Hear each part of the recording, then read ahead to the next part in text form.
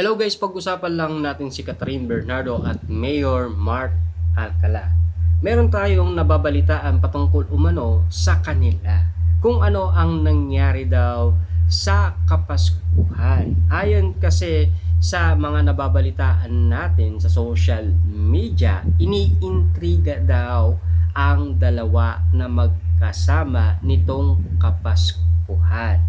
Na alam nyo naman siguro, nasanay na ang iba't ibang mga netizens, lalong-lalo na ang mga sawsawerang kapitbahay patungkol umano kina Mayor Mart Alcala at Catherine Bernardo. Lalong-lalo na, siyempre, alam nyo naman siguro, hindi papayag nga naman siguro si Mayor Mart Alcala na sa Kapaskuhan hindi niya makapiling umano ang kanyang kasintahan. Na alam nyo naman siguro, alam na rin ni Mami Min Bernardo kung ano ang relationship ni Catherine Bernardo at Mayor Mart Alcala. Kasi alam niyo naman siguro, si Mami Min Bernardo ay laging nakabuntot umano sa kanilang dalawa. Spotted nga naman daw yan ayon noon kay Ogie Diaz, 'di ba? Kasi nabalitaan natin yan na super sweet daw ng dalawa. Ayon ito kay Ogie Diaz sa kanyang balita patungkol umano kina Catherine Bernardo at Mayor Mart Alcala. Kaya nga naman kasi ang nasasabi ng iba na parang merong napapansin ang mga netizens. Ayon kasi sa mga netizens, OMG, totoo pala yung chismis sa kanila ni Mayor Mart Alcala. Now it's confirmed na Kat as a bad taste in men dahil gusto niya puro red flags. Alam nyo naman siguro, meron din tayong nababalitaan patungkol umano kay Mayor Mart Alcala. Kasi lahat ng naging jowa umano ni Mayor Mart Alcala ay puro mga artista.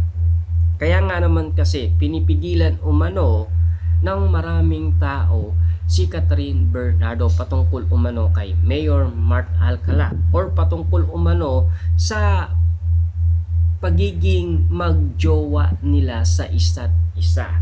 Ayon pa sa iba, parang type niya bad boy. Yung tipong I can fix him. Yan kasi ang sinasabi ng ibang mga netizens. Ayon pa umano sa karamihan, yung sinasabi ng iba, hindi naman sila sang-ayon umano sa kagwapuhan ni Mayor Mart Alcala. Sorry sa mga fans ng Mayor, but hindi talaga siya kagwapuhan.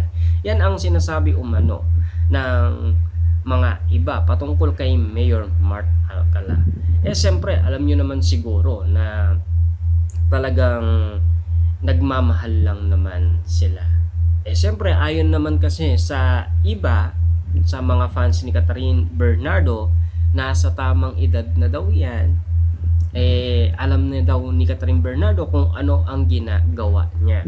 Yun kasi ang sa palagay or sa kalooban nila patungkol umano kay Catherine Bernardo. Pero ang iba naman, hindi sila sang-ayon. Kasi baka daw si Mayor Mart Alcala ang makasira umano sa career ni Catherine Bernardo, 'di ba? Pero ano nga ba talaga ang katotohanan? Siyempre, ang balita naman talagang hindi naniniwala umano na talagang magkasama si Catherine Bernardo at Mayor Mart Alcala. Hanggat walang katotohanan na lumalabas na balita, kahit picture man lang or video man lang na magpapatunay na magkasama talaga sina Mayor Mart Alcala at Catherine Bernardo. Kahit man spotted man sila sa BGC na ilang beses man, pero hindi pa rin nagsasalita sina Mayor Mart Alcala at Catherine Bernardo. Alam nyo naman siguro, 'di ba? Bawal na bawal daw kay Catherine Bernardo magsalita siya patungkol umano sa politiko, 'di ba? Kaya nga naman kasi nandito ang sinasabi ng balita, kaya huwag intrigain na ang batang mayor ng Lucena ang kasama ng aktres nitong Kapaskuhan. Iyan kasi ang nasasabi ng balita. Kasi kasama daw ni Catherine Bernardo noong Christmas, nakipag-bonding daw ito sa buong pamilyang Bernardo. Yan kasi ang alam natin na sinasabi ng balita. Na alam nyo naman siguro, umuwi kasi yung kapatid ni Catherine Bernardo na lalaki, na isang dentista. Siyempre, yun kasi ay nakatira na sa ibang bansa. Siyempre, ayon sa balita, kada Pasko daw ay umuuwi ito kasama ang buong pamilya niya. Kaya nga naman kasi, nabuo nga naman sila ayon kay Mami Min Bernardo, ang kanyang mga anak. Siyempre, alam nyo naman siguro, no? Nasanay na lang ang iba't ibang mga tao patungkol umano kina Mayor Mart Alcala at Catherine Bernardo.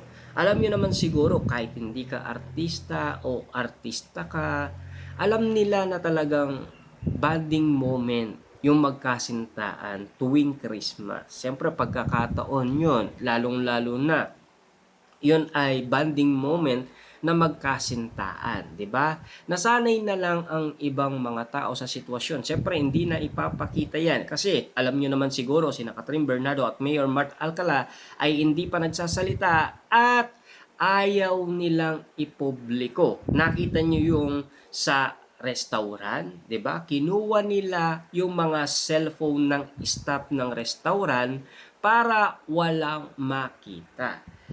Siyempre, alam nyo naman siguro, mag-iingay ang iba't ibang mga netizens, lalong-lalo na. Iba na kasi ang nasasabi ng iba't ibang mga tao patungkol kay Catherine Bernardo. Lalong-lalo na, unti-unting nagiging masama ang tingin ng maraming tao kay Catherine Bernardo dahil sa pagpili niya sa isang red flag. Dahil bad boy daw ang tipong lalaki ni Catherine Bernardo. Kaya nga naman kasi nagagalit ang iba. Siyempre, alam nyo naman siguro, kahit si Trina na matalik na kaibigan umano ni Catherine Bernardo ay pinayuan siya. Kita nyo naman anong nangyari kina Catherine Bernardo at Trina, di ba?